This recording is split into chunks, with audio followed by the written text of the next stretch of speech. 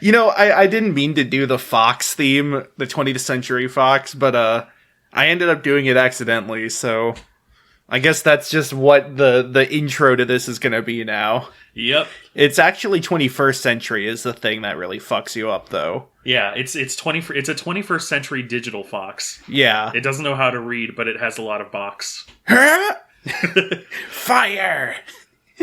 God, that's maybe the worst change in Ultimate is the change of Fox's voice. Yeah, that's the only bad change in Ultimate. Mm-hmm. It's true, yeah. But we're only going to talk about good changes to Ultimate today, because we have the Ultimate episode of the year, which is to say the final episode of the year. Yep. This is, of course, the Netsurfies. Yay! Claps, claps, claps, claps. We would clap, but that would peak the microphone. Yes. Hosted by both of us this time. We're both on the host seat. Yes, we're both on the host seat and the hot seat. And the whole seat, if we're removing letters. Yes. Because we are, of course, a week away from Christmas. Exactly a week as of the recording. Oh, yeah. That's actually... I didn't even realize that. But yes. And we're on the O seat because we're going to be talking about things that make us go, oh! And we're on the OC because we will also be talking about things that make us go, what you say? And we're on the Lonely Island because we'll be talking about things that make this go, what you say? I am your equal host, Galen, and with me is, as always... the other equal host, Matt. Yes, so we decided that we wanted to do an end-of-year sort of awards ceremony.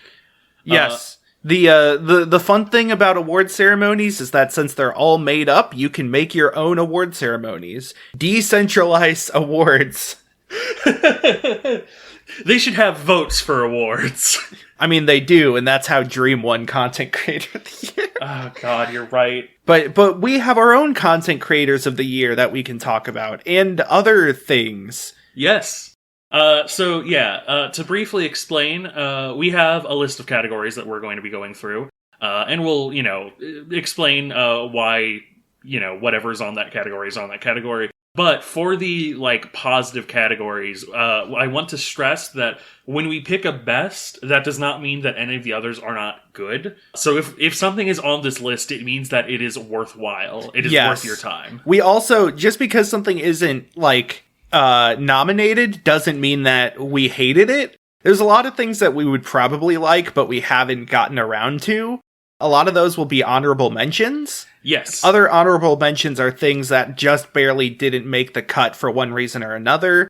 But we don't have too many of those, because then we'd have to, spend more than the current length of the podcast. Insert length of podcast here. So, to not keep it any time past insert length of podcast here, we'll be just doing our regular nominations, and then, of course, we'll have a winner. I would like to just interject and say that, Matthew has said that, if it's not on here, it doesn't mean that we don't like it. That's actually Matthew speaking for themselves. If it isn't on here, I actually hated it. God damn it. Okay. There were only 6 long form things that I liked this year.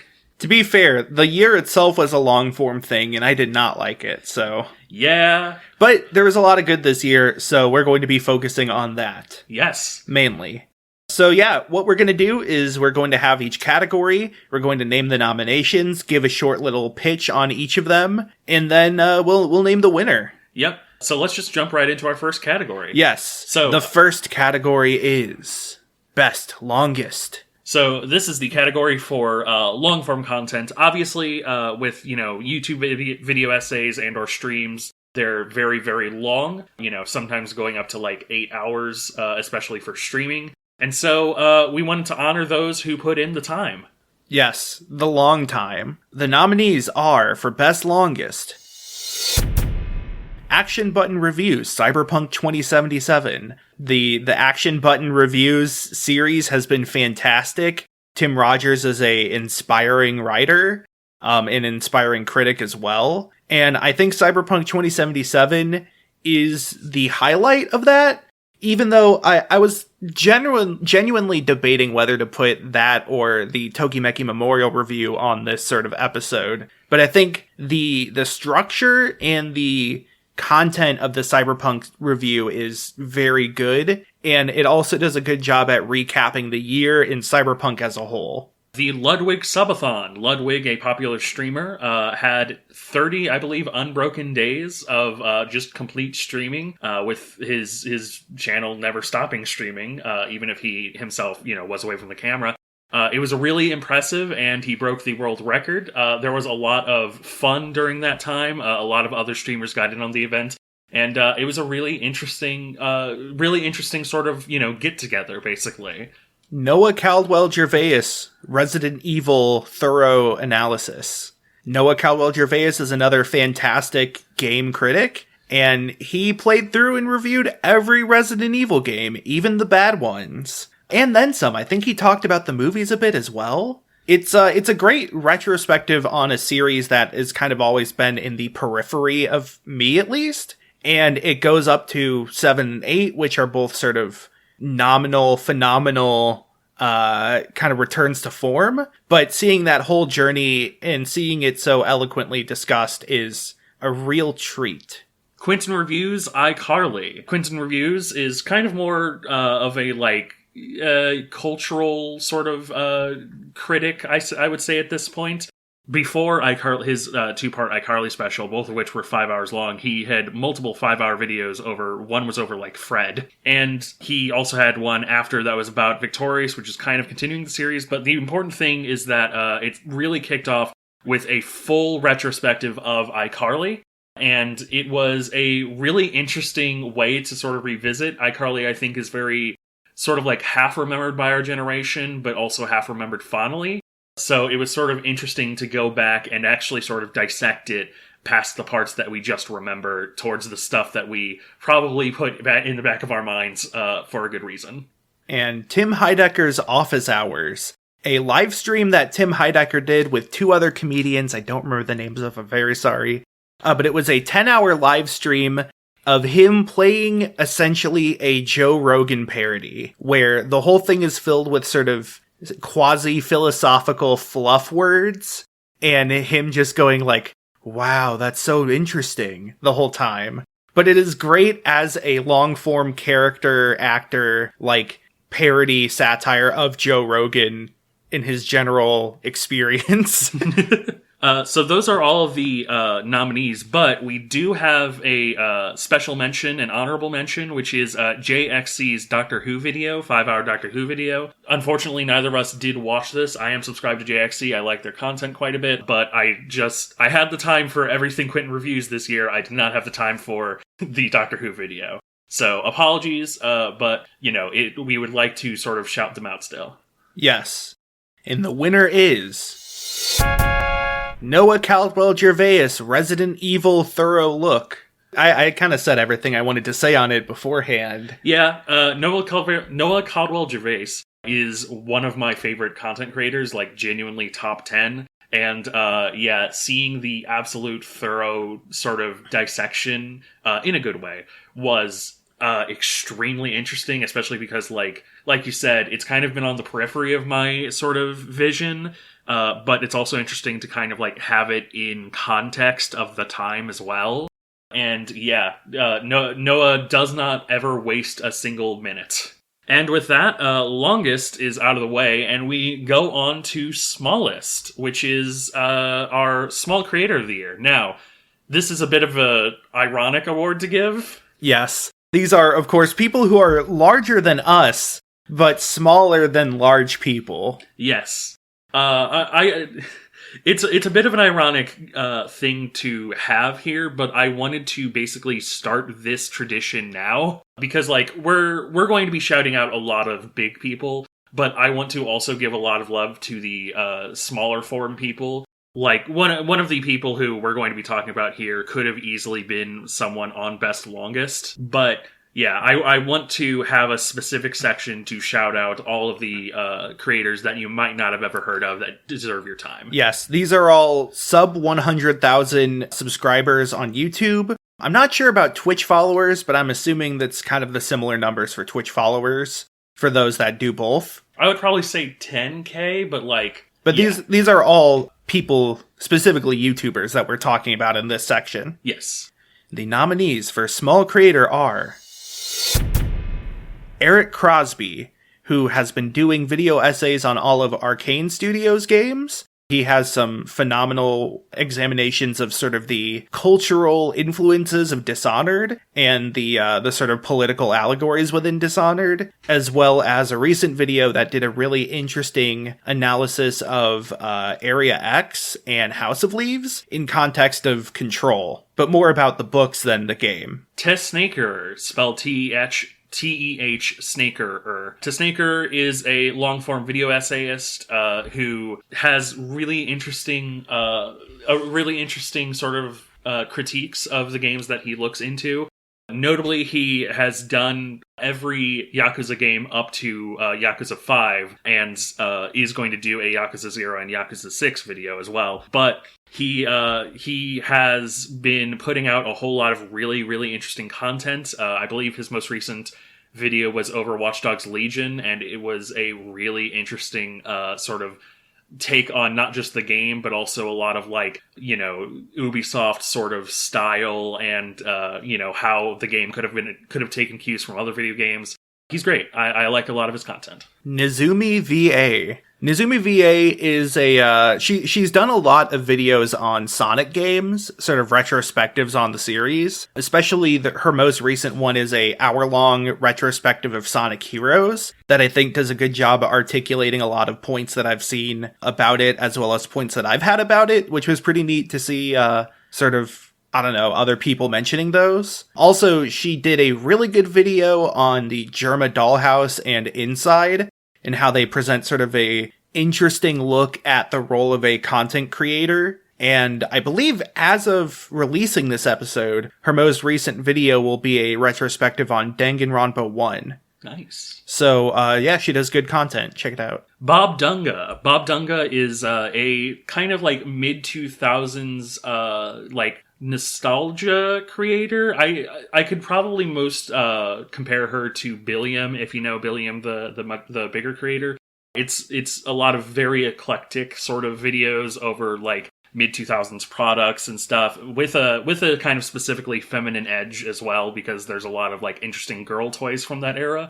But I would say the big reason she's on the list is because she actually made it a goal to find pieces of lost media, specifically the Mean Girls DS game, and she actually succeeded. She also found another big girl game of lost media girl game. She found another one that I don't remember the name of, but she contributed quite a bit to the lost media community this year, and I really wanted to shout her out for that. Marcel Voss, the sort of go-to guy for Roller Coaster Tycoon 2. Marcel Voss makes videos about Roller Coaster Tycoon. Most of them are in more of a sort of scientific role, looking at deep dives into game mechanics. He did one on how to make an inescapable maze in the game that abuses the game's pathfinding system. He's also done a lot on the most profitable rides, the longest possible roller coaster, the highest excitement rating. A lot of these sort of not really challenges, but just experiments done with the game. But he also has just sort of become the general figurehead for RCT2 at times for that sort of style of play. He appeared in the No Clip documentary on RCT2. So yeah, Marcel Voss is just really, really clever YouTuber. Really great accent.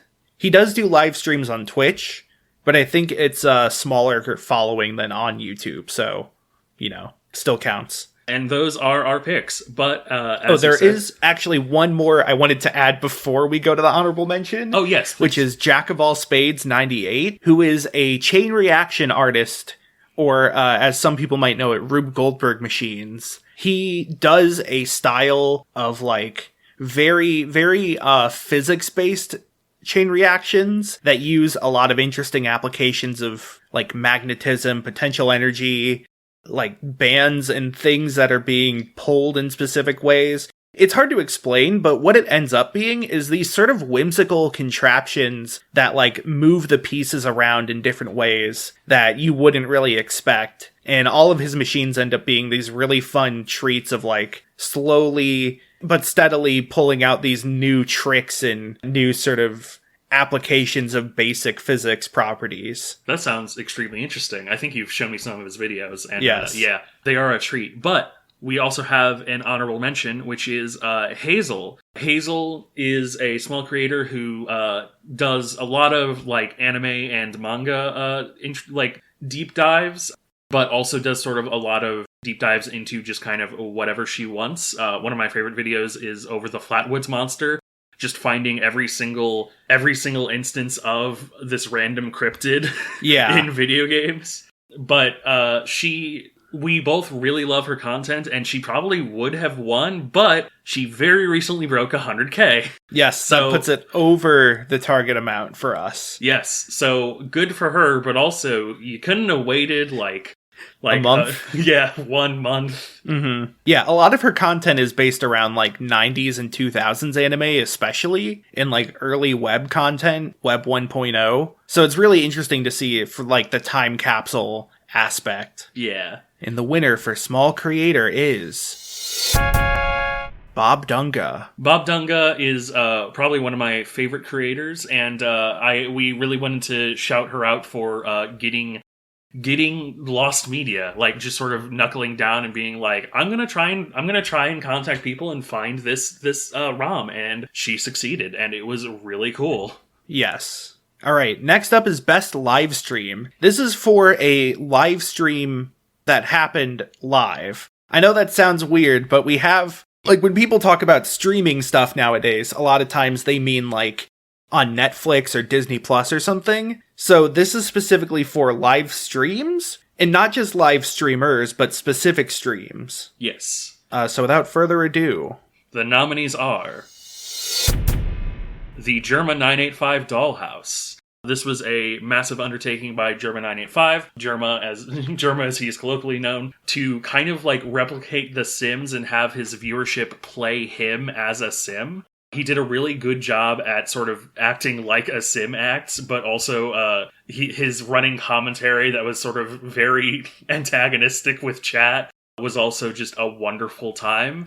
He is one of the most interesting content creators probably ever. Mm-hmm. I don't think that's an understatement. Ludwig Subathon. As mentioned previously, Ludwig, had a 30-day stream. I think even higher than 30 days. It was at least a month. Yeah, but yeah, he got enough subs to basically break a world record, and it's kind of just repeat what I said before. A lot of interesting collabs, a lot of just really long form, and it was a wonderful little moment in Twitch history.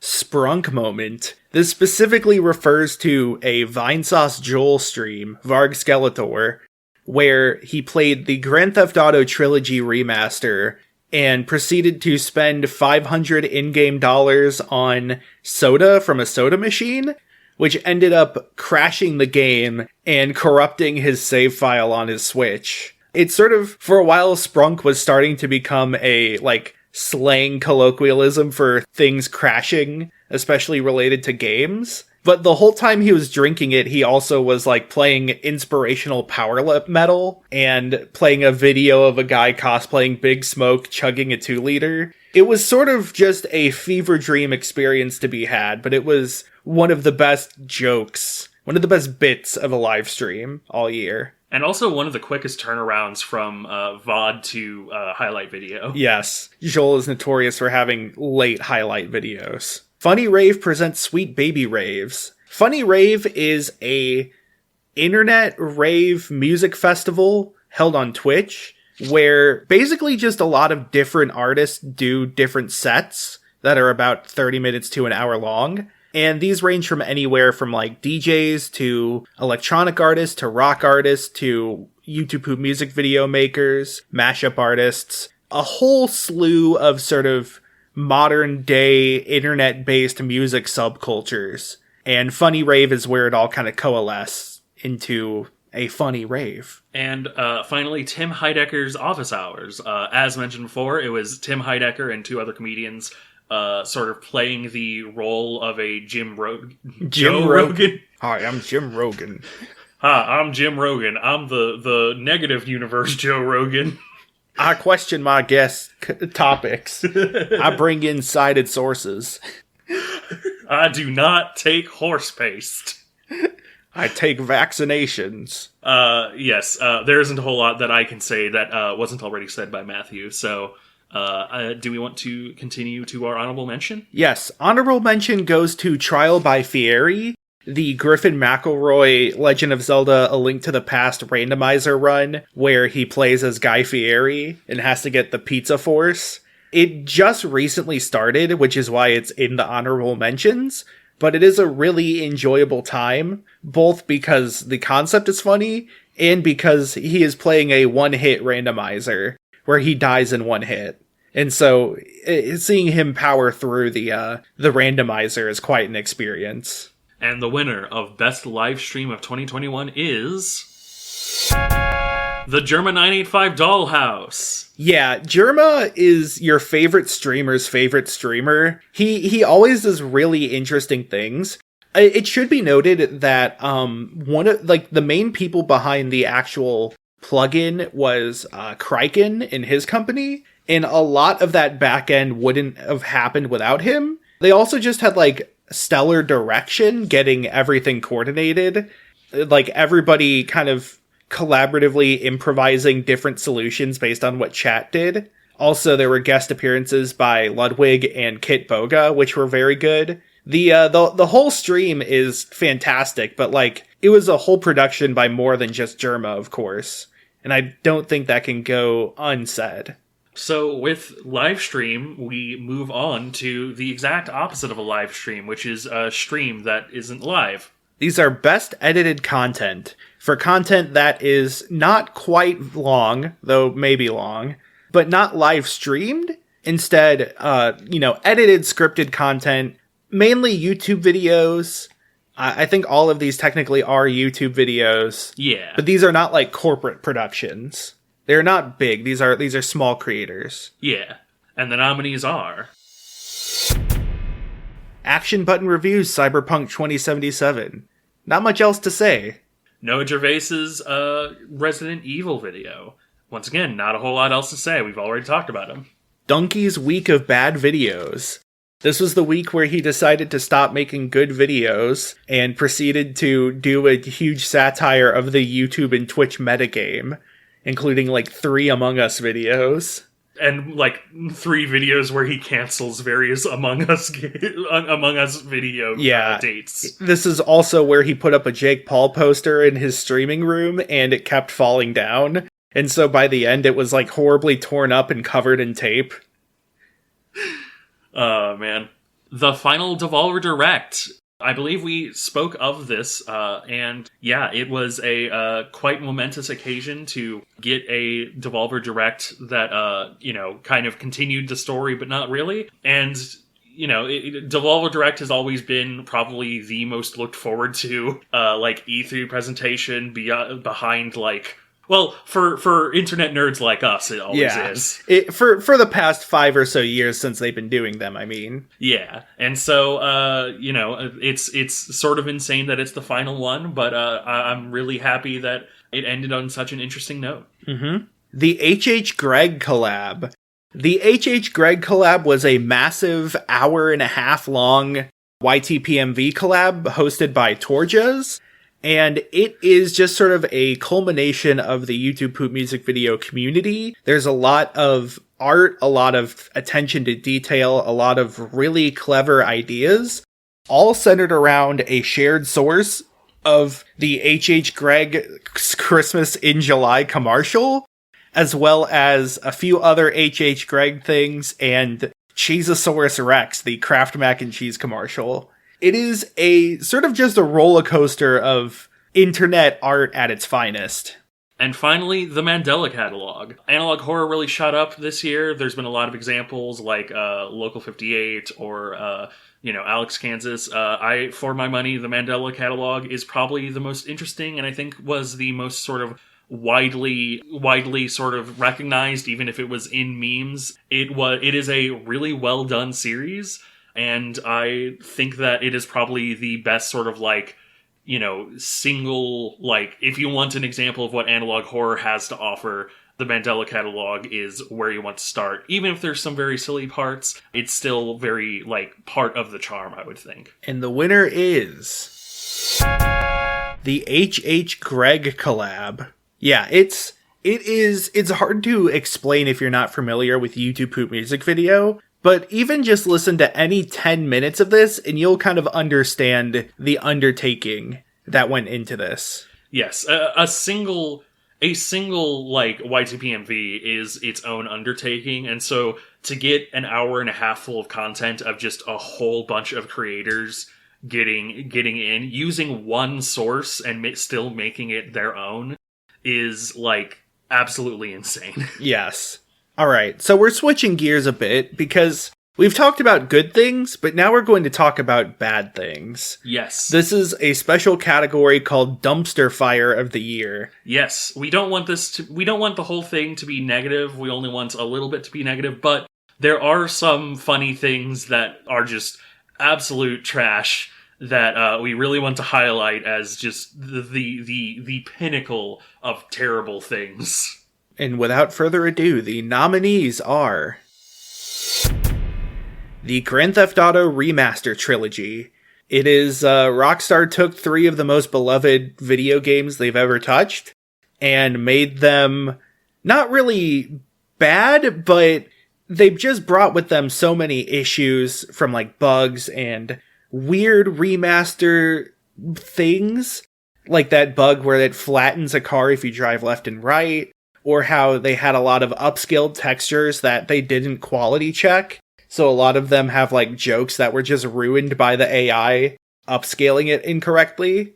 It feels more like a uncooked product rather than a joyful celebration of San Andreas and Vice City and that other one. Cyberpunk 2077. Cyberpunk 2077 was not strictly a terrible game, exactly, but it was this year's, and possibly even, like, of the past 5 years, like, the example of a very hyped, very long-running studio putting out a product that everybody's been excited for, and it just super not delivering. It has been definitely mentioned multiple times that it is not really punk at all, which... And hardly cyber. Yeah. It's not like terrible. If it was just a game that was put out, it might not have been terrible, but, like, the massive hype and the constant missteps and the constant delays just buried any chance of it really sort of capturing what it intended to. And add on top of that a lot of, technical bugs and even non-technical issues with the game. And it is quite a journey. The Red Ape family. Hey, NFTs were this year. And one company attempted to sort of garner interest in the brand by making a cartoon of NFTs that you could then buy the cartoon episodes of. And they made the Red Ape family, and I've watched all of it. It sucks. It's not even really funny bad. It just kind of sucks. It's hard to make a cartoon, but they also just have like the animation isn't just generic animation. It's like generic animation with a lack of direction and, like, a lack of understanding of cartoons. It's like if someone who hadn't actually seen any adult animated show tried to make, like, a Netflix adult animated show level animated show. Yeah. YouTube disabling dislikes. This was a thing that YouTube tried to sort of excuse as being for creators, but it's pretty much just to protect the, like, brand partners, the like, big companies that upload their clips to YouTube, because that's a large part of YouTube's audience nowadays. But most creators don't really care about this, and it had the unintended side effect of, like, taking culturally significant videos that were, like, notoriously disliked and just removing all dislikes from them. And so people either would, like, joke about how good they were, or people would make comments saying like this comment to dislike the video. It's another feature that got removed by YouTube, making old references to it sort of archaic, but it's also a feature that nobody really wanted to remove other than, like the people in charge of uploading Jimmy Fallon episodes. Cowboy Bebop Netflix adaptation. Netflix keeps making bad live-action anime adaptations.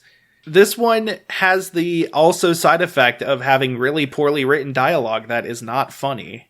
And, Cowboy Bebop is interesting because it's already a pretty Western series in genre and in tone. And the anime is one of the most popular anime to show people who don't watch anime because of how approachable it is. And so it's such a weird choice to make a reboot of. But also they just have not had good live action anime reboots. And they already canceled the show. And finally, Martin Luther King in Fortnite. We talked about this in one of our Talk Surfer shows, the very first one, I think. But yes, Fortnite as a multiverse property really has... It's really hard to say anything sort of meaningful when you are a property that has Rick Sanchez and the Alien and Ryu and Kratos and Master Chief. So... And Naruto now. Yeah, and fucking Naruto. And Jinx. How long until they just add a Magic the Gathering character? I'll give it a month. But yes, I was really I really think that all those characters learned something about systematic racism. You think they'll ever learn that lesson in the real world, Luigi? Morty, we gotta stop systematic racism, Morty. I saw a really cool speech from Martin Luther King, Morty. So those are all of the nominees, but we do have a dishonorable mention, which is Activision Blizzard. If you don't know what's going on with ActiBliz, massive trigger warning. If you decide to look it up, we're not going to specifically mention any of it here, but we try to kind of keep this a little bit no bummers, a little bit, sort of lighthearted. Yeah, we wanted these to be things you could point at and laugh in the Farquaad style, but not serious deals. But the Activision Blizzard stuff is very serious. Yeah. The only comment I have is just remember that ActiBliz is the only one. ActiBliz is in the news because they are getting caught out and are being so transparently shitty about it. But pretty much every big AAA publisher and a lot of big AAA developers have the same problems. Yes. Including Riot Games. Yes, Riot Games, Ubisoft as well. They still haven't really made any changes. Yeah. Yeah. But getting back to it, our winner for Dumpster Fire of the Year is...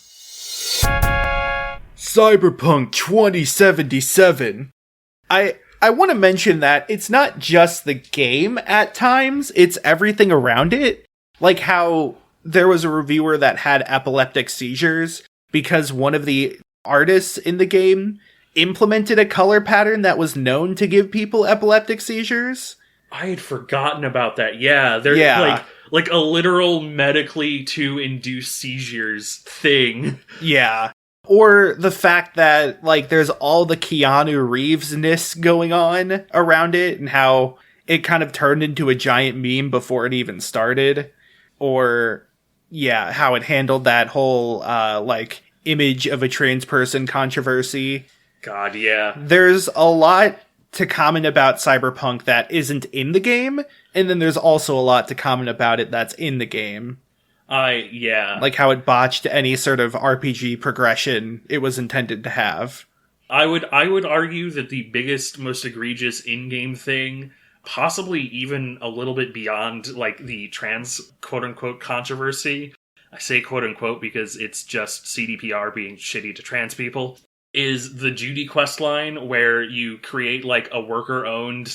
You create a worker-owned bar, prostitute, dancer thing, and it's a really cool ending, and then the very next mission with Judy is, they killed everyone, and it's okay, cool, thanks. like, I'm very glad that you've taken the stance that worker-owned co-ops can't work in, like, oppressive regimes. I'm really glad that, you know, you've decided against saying anything meaningful about, like, you know, employees owning the means of production in favor of fucking more, you know, grimdark bullshit. Ugh. Yeah, that's Cyberpunk. Let's go back to good things. So yes, the next category is streamable thing of the year. This is because we didn't watch TV, but we did watch quote-unquote TV for shows that were uploaded to streaming services. This is essentially TV show of the year, but none of these were on TV. And the nominees are Inside. We had a whole episode over Inside, Bo Burnham's magnum opus of 2021, and also really the only thing that he did in 2021. But yeah, it was absolutely wonderful.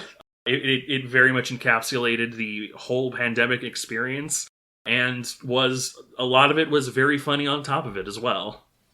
I still sing a lot of the songs. Auntie Donna's Big Ol' House of Fun. Another one we did an episode over. It was probably one of the best, like, comedy shows on Netflix of the year. The Auntie Donna boys are very talented and very funny, and they had a lot of good remixes on their old content, as well as a lot of original content. And it is just really, really wonderful. Ted Lasso Season 2.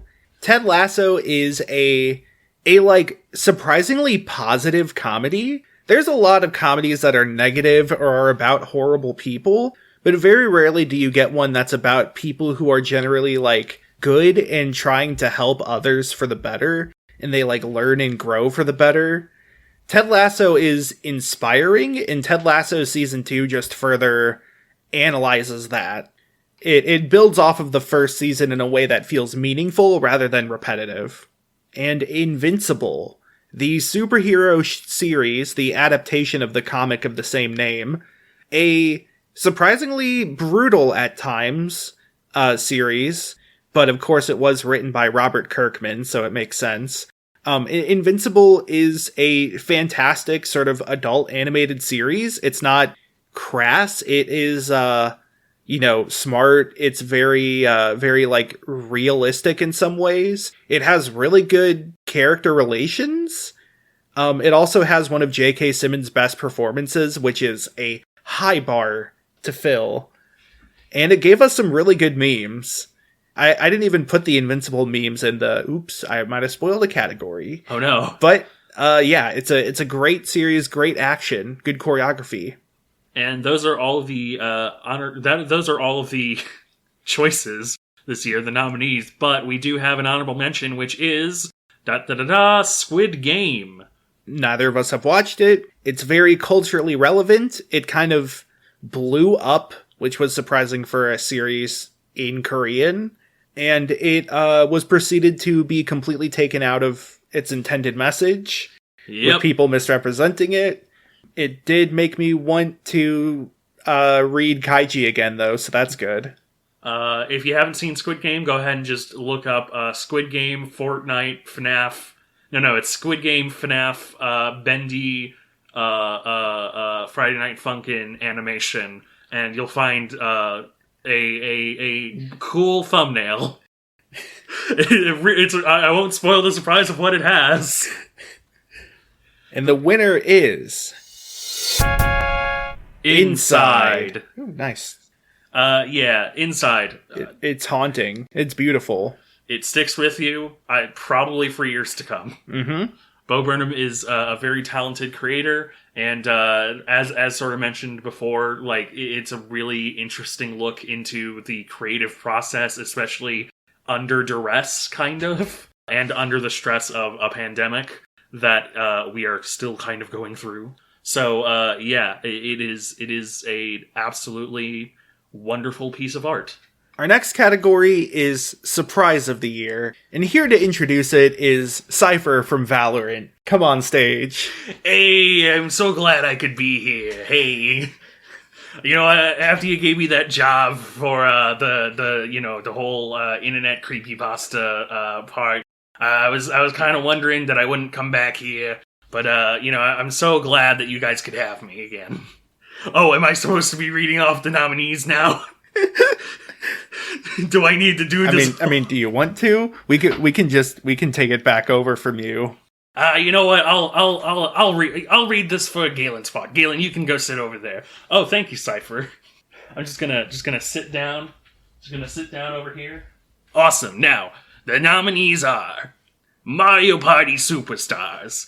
This was an interesting sort of reveal to release. And, considering that the previous Mario Party game on Switch was a little bit it could very easily could have been, just kind of a flop. But no, it really did capture the magic from the previous games, picked a lot of the really good ones, even from past 3. And it's a really complete Mario Party package. Hope they release some new boards, but it is still very, very good. Dirt on the Lens. Idea Channel, or PBS Idea Channel, was sort of an early adopter of the video essay format and structure and sort of brand. And the guy behind it had kind of not done any content for years until this year when he released Dirt on the Lens, which is a pretty straightforward video essay on immersion in media, sort of talking about like the magic circle and suspension of disbelief and actual experiments done relating to those.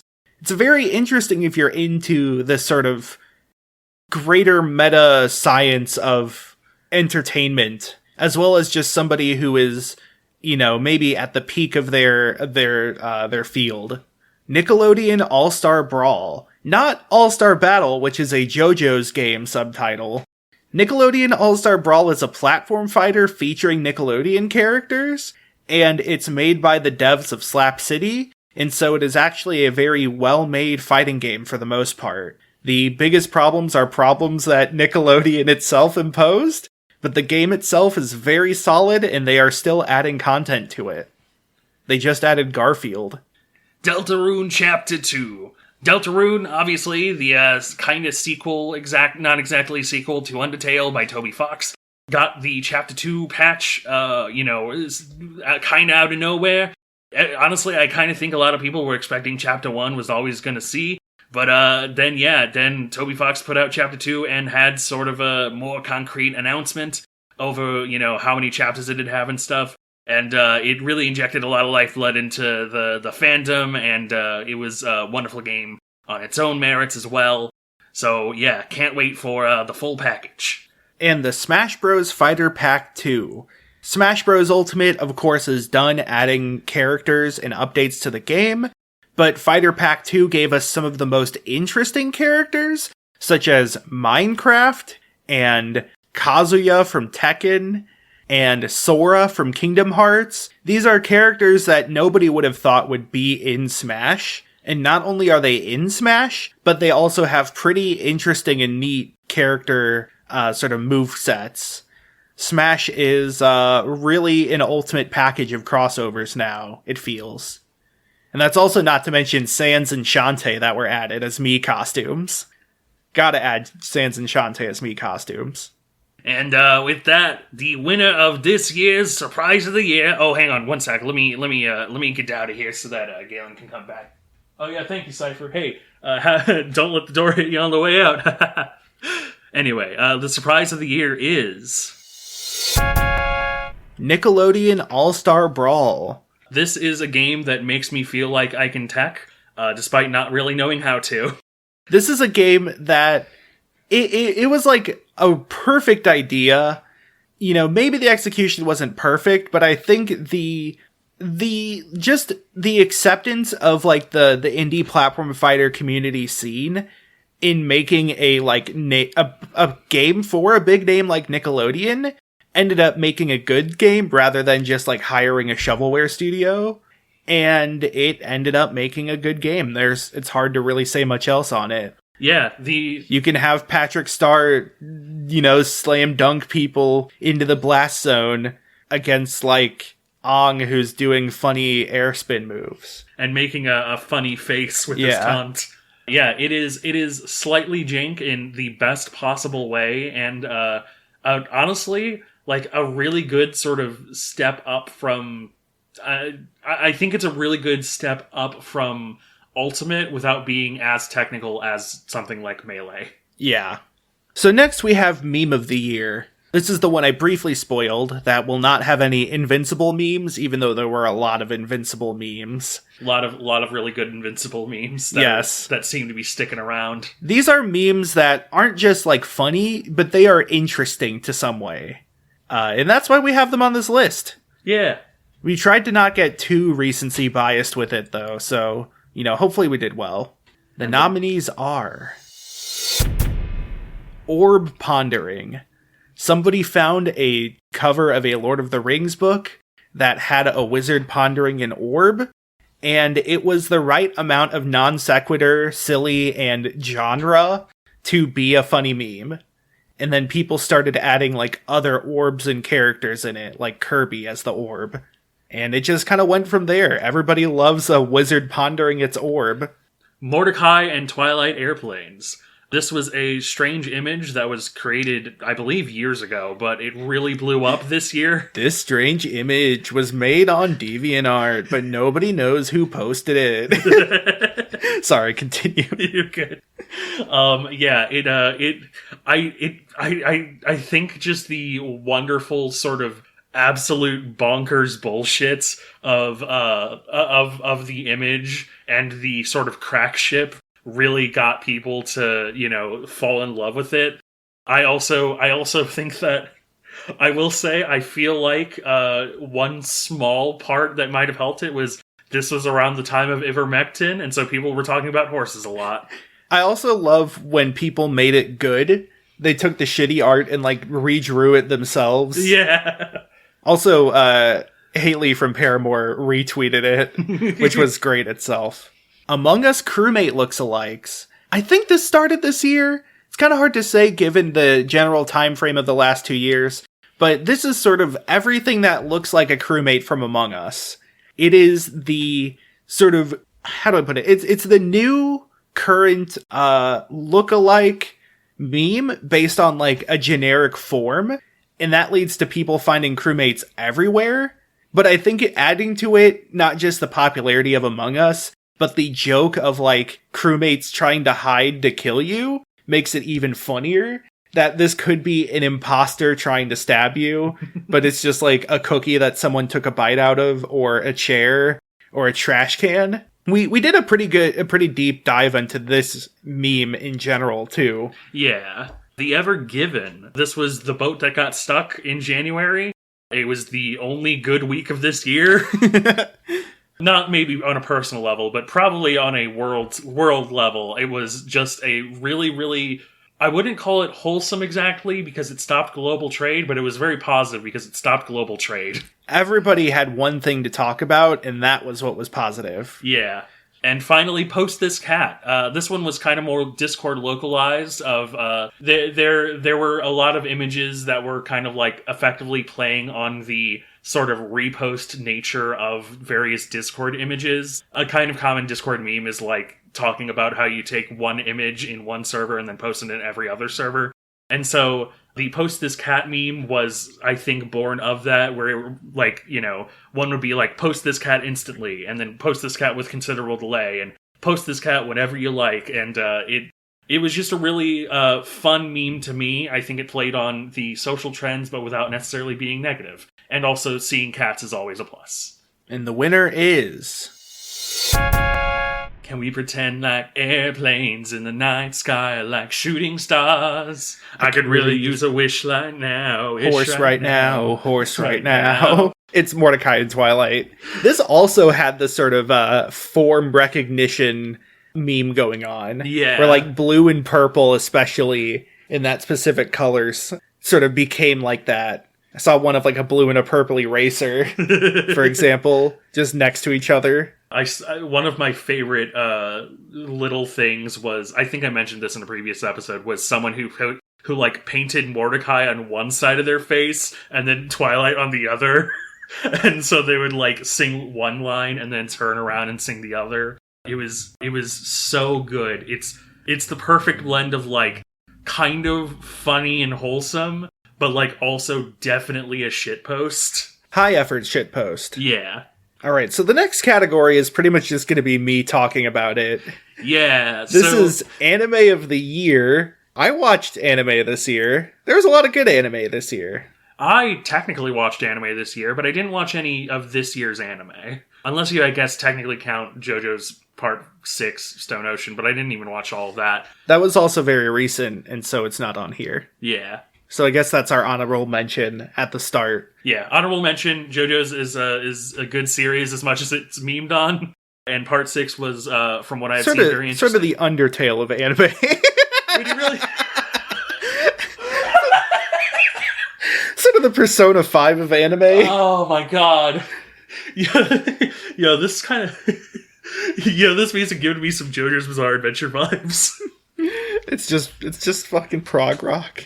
God. All right. So, anime of the year. Your nominees are Skate the Infinity, the gay skateboarding anime. It's pretty obvious that the characters are meant to be that. But it's about skateboarding, but it's about like downhill skateboarding, but they still talk about like the technique behind skateboarding. It does a really interesting thing where the main character isn't good at the skateboarding. Instead, he's smart about it, and so he's like a skateboard technician. He engineers clever implementations of skateboards. It gets a little sort of cartoony at times, like the guy that has a robot skateboard, but overall it's a fun ride. Wonder Egg Priority, the series about death and grief that kind of shit the bed in the last 2 episodes, including the OVA, but other than that, it's a fantastic sort of psychological journey through the 4 main characters. Vivi, Fluorite Eyes Song. It's a solid sci-fi series. The main character is essentially Hatsune Miku. If Hatsune Miku was told to fight because the future will lead to the destruction of humanity. But I think it does an interesting job of like sort of contextualizing each of the major events in the series and how it eventually leads to this future they're trying to prevent. And it does some cool things here and there. Has some good music. Odd Taxi. It is, a lot of people describe it as if Tarantino mixed with Zootopia, but I feel like that is selling it short. Odd Taxi is part crime drama, part slice of life, part manzai comedy that sort of examines the passage of professions, the sort of, the ability or the tendency for people to sort of fall into obscurity over time, or lose touch with what's new and hip. And it's got a really cool walrus as the main character. The Idaten deities only know peace. A acid-washed sort of art style over a battle anime that is almost entirely battles. And it is like high octane battles. Like they skip the characters powering up. The characters are practically immortal. They just get hurt a lot, but it leads to people getting thrown around and punched around really heavily, getting exploded all over, leading to just some very high adrenaline fights. And the winner is Odd Taxi. Damn it, I thought it was going to be JoJo. Check out Odd Taxi. If there's one anime to watch from this year, it's that. It's maybe in my top 3? Yeah. Yeah. I think my favorite video of Odd Taxis is the one where he has the rant about about a young girl, and it goes on for a hot minute, and it's a really good copy pasta. Oh, my favorite Odd Taxi is the one where he goes autorocket asphyxiation. Neon Genesis, Ellen DeGeneres. Yes. All right, next up is a category that Galen can talk about. This is Album of the Year for musical albums. Music of the Year. There's a lot of music this year. A lot that we didn't listen to. But also, some that we did listen to. And these are the best of the ones we did listen to. Without further ado, the nominees are Zutomayo, Gusare. The second album by Zutomayo.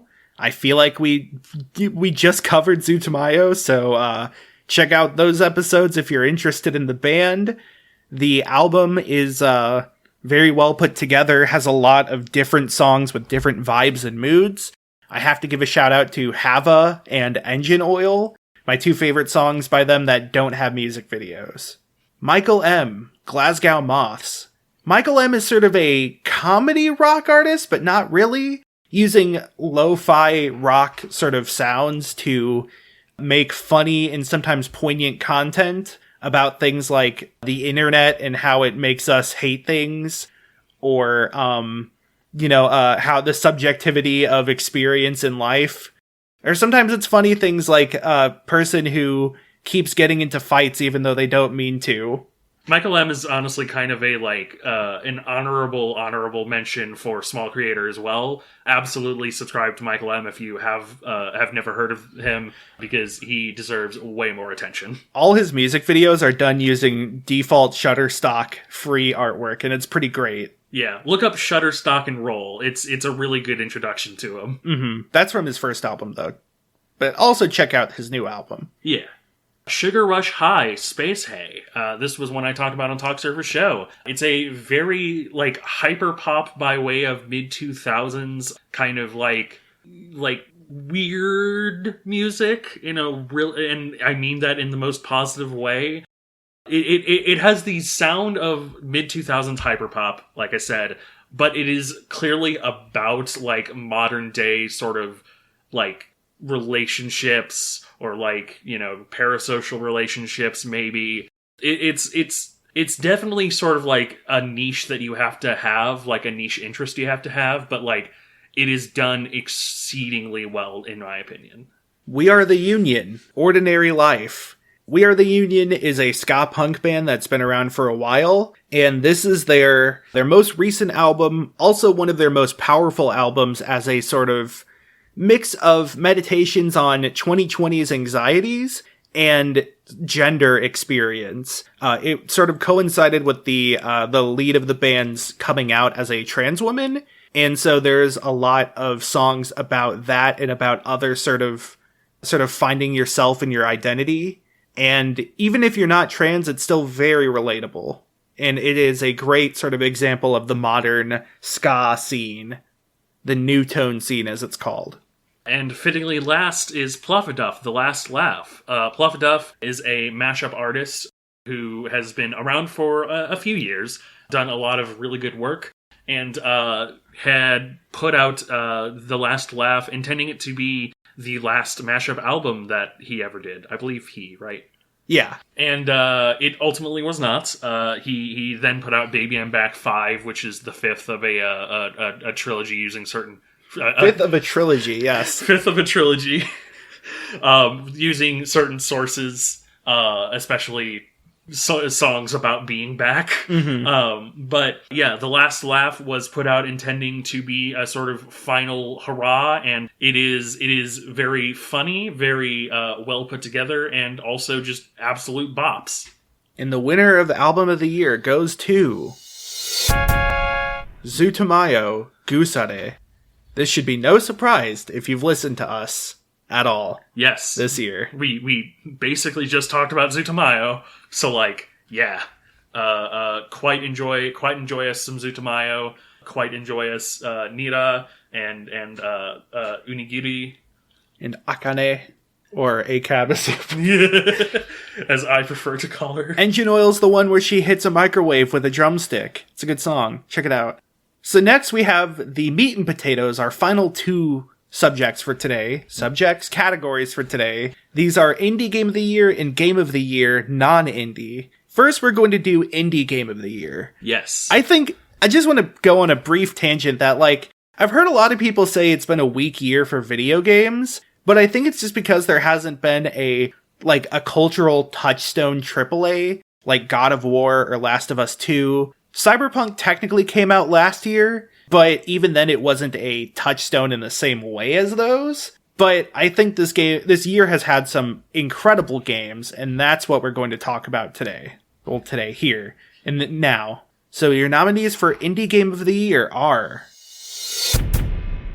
Unsighted, a lesbian Metroidvania action-adventure game that has some really smooth combat, really fast-paced, snappy movement, a super open world that doesn't feel as open as it is, but every time I've played through it, which has been about 3 times, has like seemed way more open than before. I keep finding like sequence breaks and stuff, and it has great characters and a pretty cool story. Bonfire Peaks, a puzzle game about burning your belongings and reaching a catharsis. It is very, very heartwarming, to use a pun, but also like very emotional at times, very tender. But it's also backed by a just super well-designed puzzle game that takes a lot of notes and inspiration from other puzzle games, especially like Steven's Sausage Roll, but remixes them in ways that feel fresh and interesting, and every level has had interesting twists and like revelations on the rule set of the game. Everhood, a rhythm RPG that takes a lot of inspiration from different like indie RPGs in that scene, but also has a interesting combat system that is sort of based on vertical scrolling rhythm games, and a story that is ultimately about like the acceptance of death and the like rejection of immortality in a way that is very interesting to see. Not the only game that has that theme on this year, by the way. Loop Hero. I was honestly surprised that this one came out this year, because it seems like it came out a long time ago. But Loop Hero is an absolutely, like, one of the most interesting roguelikes of not directly controlling your character, but sort of putting down tiles that your character walks through in order to have your character fight things, get stronger, etc. And it has one of the more interesting, like, themes surrounding it. I wouldn't call it as good as like Hades necessarily, but it is certainly, like, especially for an original theme, it sort of deals with like a world that has literally sort of gone void, and so you sort of rebuild reality, and it uses its theme exceptionally well. It has like It has really interesting gameplay considerations, especially for the genre. And for some reason, the main character is absolutely fucking adorable. I love him. For some reason, they just decided to give this nameless main character the cutest face. I don't know why. Also, it's the best tower defense of the year. Inscription. This is one that I need to finish desperately, but what you need to know for the introduction, at the very least, is that it is a card game about sacrificing animals to bring out bigger animals to tip a scale, but then it also has elements of like escape the room puzzles, where you can literally physically get up from the map to try and, complete puzzles to get more cards, or more opportunities for more cards. It also has just like a really interesting way of telling that story with this like weird captor who keeps putting on different masks to be different characters. It has thus far in the first portion, I would say it has probably one of my favorite like final bosses and final boss themes of like the guy sort of putting on different masks to do all of the different things. And oh man, it is I am apparently not even like into the big portions of the game, and I am still like absolutely fucking blown away at how interesting and wonderfully cool it is. Yeah, part of why Galen's describing this is because I would probably spoil some of it. I would say if you like card games and roguelikes, go into it unspoiled. Yeah. Especially if you like card games. And finally, Axiom Verge 2. The sequel to Axiom Verge, which was a pretty good Metroidvania about sort of corrupting a world, like a digital world. Axiom Verge 2 is a prequel to the first game, and it has a more natural world, a more like physical, inspired by the real world type world. But it has also just some very solid Metroidvania pacing, a good mix of exploration and story, a like really snappy movement and like really fun movement as you get more upgrades, which is always a plus, and some really interesting twists and surprises along the way. An honorable mention to Chicory: A Colorful Tale, which I would probably enjoy based on everything I've seen. I just have not played it. I would actually also like to interject my own honorable mention, which is Eastward, which is a pixelated, I think Tim Rogers would call it the Baby Child Big Friend game, inspired by Earthbound, that sort of thing, by Chucklefish. I was really interested in it, and I was really hyped to see it actually come out, and I still need to play it. I'd also like to give an honorable mention to The Binding of Isaac Repentance. The Binding of Isaac Rebirth came out a while ago, but Repentance is a large content update that basically turned it into a new game between all the new items that were added and doubling the cast of characters and then some. It's what got me into playing Isaac finally, but it is, I can't imagine playing it without all these changes. It's great. I would like to give an honorable mention to Deep Rock Galactic, which kind of officially released last year, but very recently put out a Battle Pass system that has absolutely no purchasing, has semi-exclusive items that are only earned through playing it, and has guarantees that when the Battle Pass is done, you will still be able to get those items through normal gameplay as well. And I would like to give an honorable mention to Echoes of the Eye, the Outer Wilds DLC, which is the DLC to one of my favorite games of all time. I have not finished it because it's spoopy. And I'd like to give an honorable mention to Paper Mario, the original one, which I'm only now playing through because of Nintendo Switch Online. It's not even an indie game. All right, the winner of Indie Game of the Year is Inscription. Yes, as Matthew has said, I am describing this because otherwise there would be massive spoilers. I have not even been spoiled that much. I've been spoiled very slightly about the thing that's in the trailer, so I guess it's not strictly a spoiler. But yeah, it is very much one of the more interesting roguelikes of this year. And I mean, considering it's from the developer of Pony Island, it's no wonder that it has just absolutely insane fucking twists and turns. Mm-hmm. And finally, anything to add? Nope. I already said everything. It's a great game. I can't spoil anything else, though. Yeah, that's fair. And finally, we have Game of the Year. Goaty. For non-indie games. There's still a lot of good non-indie games this year. Yeah. Unfortunately, I didn't really play any of them. Yeah. Man. I didn't play a whole lot of indie games this year, to be fair, as well, though. So, I played too many games. So, yeah, let's get into the nominees, I guess. Psychonauts 2. It is my fourth favorite game of all time. I talked about it in my favorite games episode, in our My Favorite Games episode. Top 5 games, our top 5 games episode. It's great. It's fantastic. It does things the original game tried to do but couldn't quite reach. It does things you can only do in a video game. It is one of the best representations of mental health in a video game. It's great. I will add that while I haven't finished it, it feels so much like just a game. A lot of the gameplay things feel like, they are of sort of their era. It feels like Psychonauts 2 could have probably been released closer to Psychonauts 1 as a genuine sequel from how well it treats the gameplay aspects of it. Deathloop. Arcane's newest game about time looping.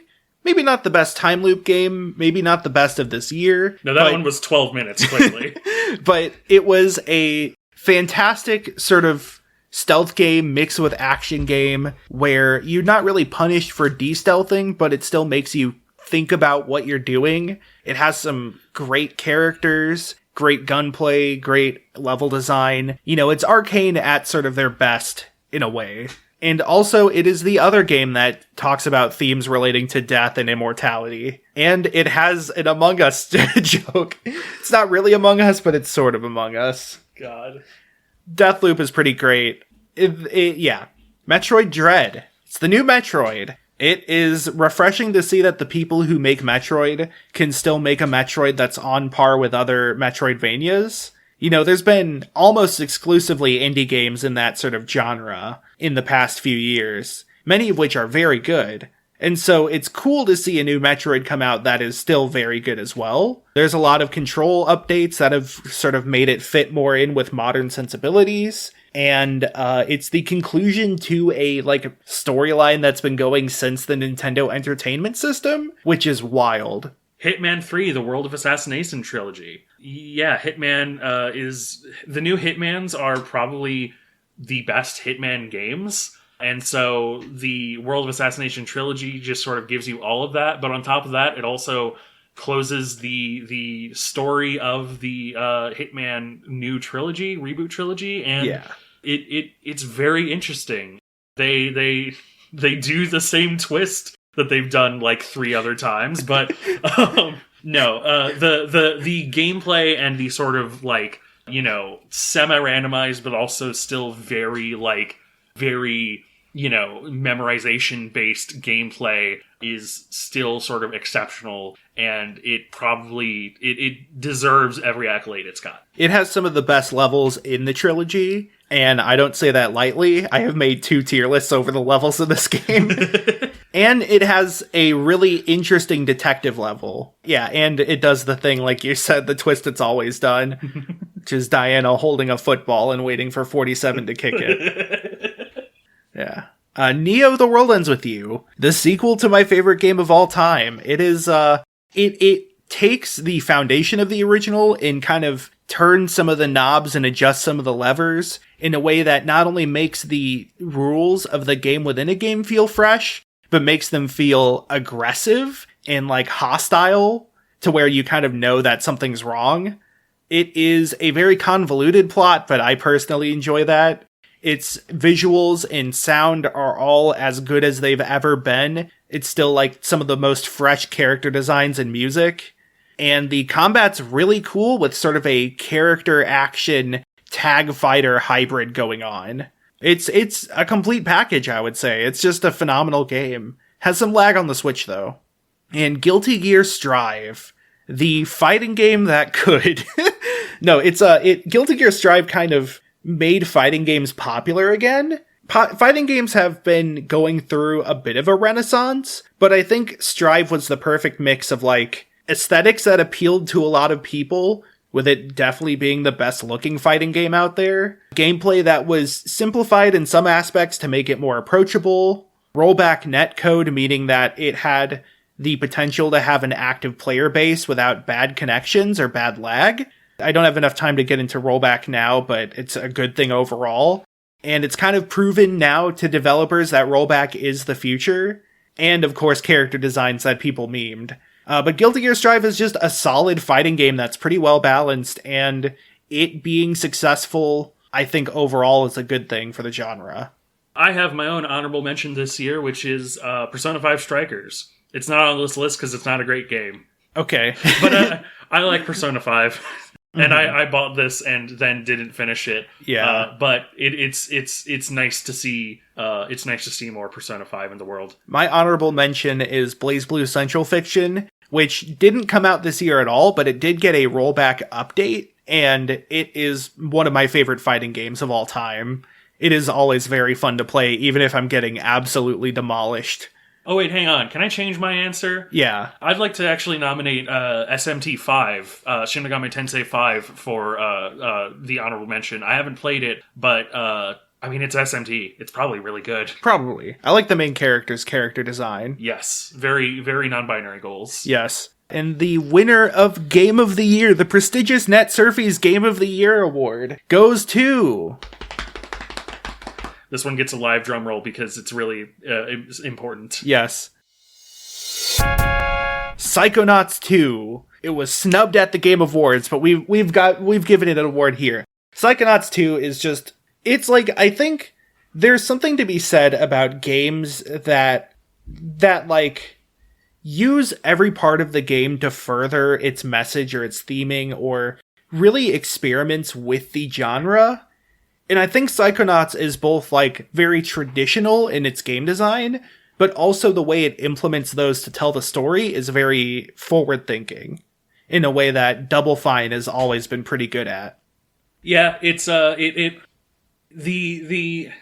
Also, now Galen has to finish it, because we gave it Game of the Year. Yes. And he has to uphold the opinion.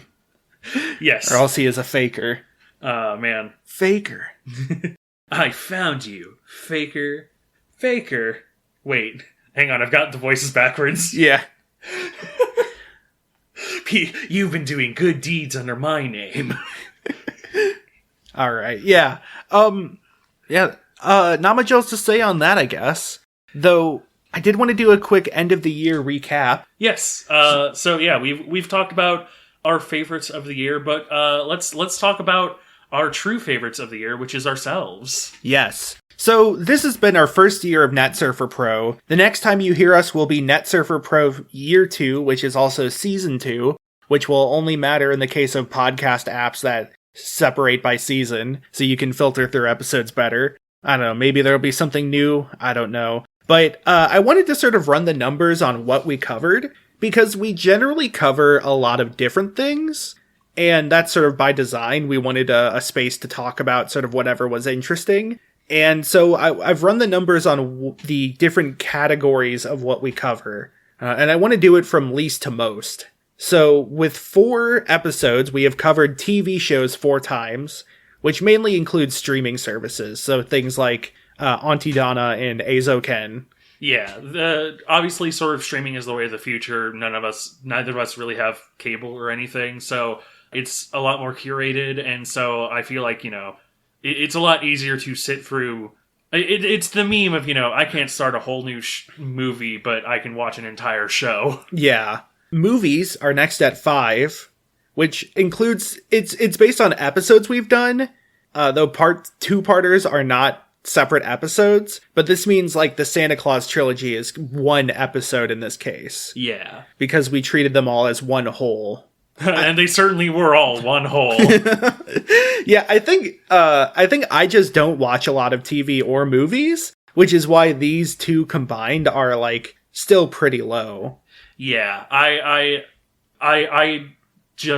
can't find it in myself to sit down and watch a movie, but I can find it in myself to watch 7 hours of Noah Caldwell Gervais. Yes. I mean, I listen to that sometimes, to be fair. Yeah, it's a lot of like YouTube videos that can go on my second monitor while I'm playing Crusader Kings on my first. Yes. Speaking of listening, the next category is music with 8 episodes. Music is very easy to listen to at work. Yes. Or while you're driving. It's easy to just like take it in sort of mostly its entirety. Yeah. It helps that we like music. Yeah. It's insert Gabriel Gundecker video, a guy who likes music. Music is much more accessible. If you're not a weirdo like me who listens to Scott the Woz episodes in the car, then yeah, it's just you have the most time to generally listen to music. So it would make sense that it is kind of in the middle of our most popular topics. And then our most common topics are tied for 10 episodes each. Yes. These are games, video games specifically. We play a lot of video games, we talk a lot of video games. Some of the stuff we wanted to talk about from the start are video games. Some of my best friends are video games. Video games. Doesn't surprise me at all. And then, of course, the other number 1 is internet stuff, at also 10. Which also doesn't surprise me. That's sort of that was the idea of the podcast, is basically like curated internet content through us. It's the net. Internet. Net. Yeah. World Wide Web. Internet stuff covers things that are inextricably linked to the internet. A lot of this was like animations and YouTube videos and stuff like that. We had Little Runmo, we had Homestar Runner, but also like all of the creepypastas we did. There's a lot of things that also would sort of work as both internet stuff and another topic. Like Flash games, I put in games, but those are kind of internet stuff. Lonely Island, I put in music, but that's also internet stuff. Yeah, there's a lot of cross-genre topics that we talked about, and it does, a lot of times it really does boil down to, we are children of the internet. The internet has kind of shaped our lives, and so it's interesting to sort of, dissect it and study it from our own perspectives. And then we've done 2 Talk Surfer Show episodes. Probably going to do more of those next year. Yeah. And that is it for your Netsurfer Wrapped. God, I hate how everything is doing Wrapped now. Like, it was cute when Spotify did it, but now it's like, Nintendo Switch Wrapped. Oh boy, I bought 2 Nintendo Switch games this year. Which one did I play more? Oh man, You can now tell me how much time I wasted playing fucking Skyrim in the year of our Lord 2021. Here's a hint. It's less than 1,000 hours and more than 200. That's a pretty big range. If you guess the amount of hours Galen's played Skyrim in 2021, you'll win. Shout out. You'll win this jar of Skyrim. Yeah. Oh boy, I can't wait to guess the amount of jelly beans to earn the jar of jelly beans. They're all chocolate jelly beans. Except for one. One of them's the shit flavor. Oh man, that would be the worst. Like, guess the jelly beans, except that it's one of those where, half of them are real flavors and half of them are bad flavors, and it's just an entire jar of them. But then here's the real prank. All of them are the bad flavors. Mm-hmm. Except one. One lucky boy. One lucky boy will get the golden jelly bean, which tastes like real gold. So yeah, that's been our 2021. Thanks for listening. You can follow us on your favorite podcasting platform. Follow Netsurfer Pro, get updates on when our new episodes come out. You can also follow us on Twitter at Netsurfer Pro, where we tweet out little teasers for upcoming episodes. Our last remaining teaser from the last set of teasers is still in play for the next episode, which will be the first episode of next year. Yeah. So maybe you'll be able to figure that out given the extra time. You can also follow me on Twitter at MattCraigGaming, where I tweet out whatever I'm working on or whatever I'm thinking about, or other fun tweets, fun retweets as well. And you can follow me on Twitch at twitch.tv/twack. That's twitch.tv/TWAK. I stream on Tuesday, Wednesday, and Friday from about 1 p.m. Central Time to 3 or 4 p.m. Though recently I've been taking Wednesdays off to work on a video, so not really off, but off stream. But check that out. I stream roguelikes, I stream platformers, some speedruns maybe, some competitive games. I've been playing a lot of Teamfight Tactics and a lot of Hitman, so check that out. Likewise, you can find me on Twitter and on TikTok at Galen Wilson. That's at GALENWLS0N. I post my hot takes and pictures of my cat, and also videos of my cat on TikTok. I also had a recent video of a Jink controller that I got vibrating when playing Nintendo Switch Online. Don't know why, it just did. You can find me on YouTube at The Only Galen on YouTube. There'll be a video there one day. Can't wait until I can actually be like, hey, go out, check out my new video that I actually made. Yo, same. And you can find me on Twitch at twitch.tv/MachineGunVampire. I have a couple ideas for streams that I need to do. I need to get Tomodachi Life running on an emulator, actually. I own it legally, for clarity, but I want to get the emulated version so that I can, have the gay patch and stuff. Yes, you have to install the gay mod. Yes. It's very important. But yes, with that, thank you very much for listening. This has been the Netsurfies, the first annual of the Netsurfies, and we hope to continue this tradition for years to come. And we hope to continue this podcast for years to come. And we hope to continue living for years to come. See you next year, which can be abbreviated to SUNY.